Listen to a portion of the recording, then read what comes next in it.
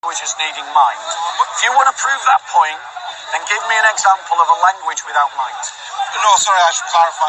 I'm not necessarily, I can't necessarily disprove that because, for instance, I can't disprove that, for instance, God doesn't exist, so I'd have to grant that. Right. Mine is like the step from a deist to a theist one.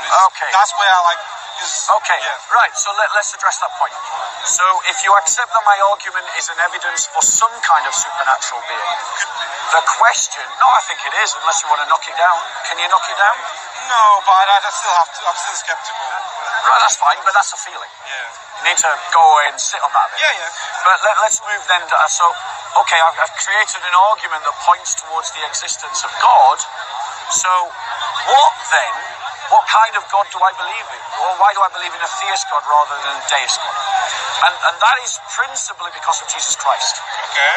Because if Christ is risen from the dead, then I'm sure you'll agree with me that Christianity is true and all other religions, philosophies and ideologies are false. It would be a strong claim for that, yeah. Thank you. But do you have evidence for that? Yes, great question.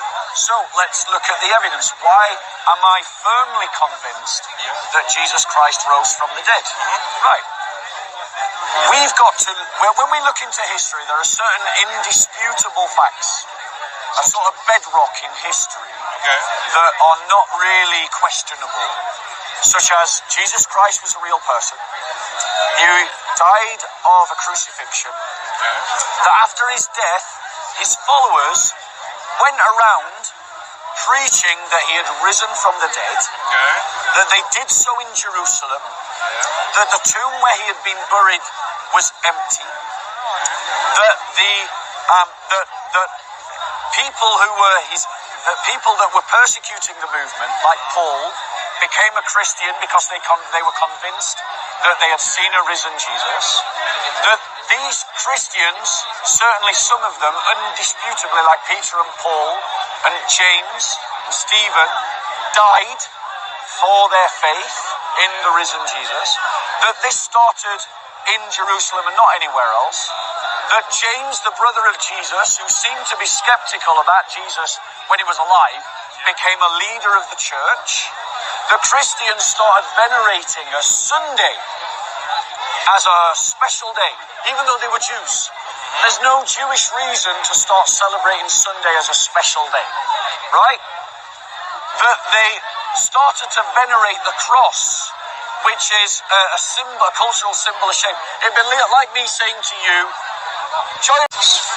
like all of, when the Spartacus revolt occurred. Yeah, all of them crucified. Sorry, I've been written accounts. I don't think we have any written accounts. Do we?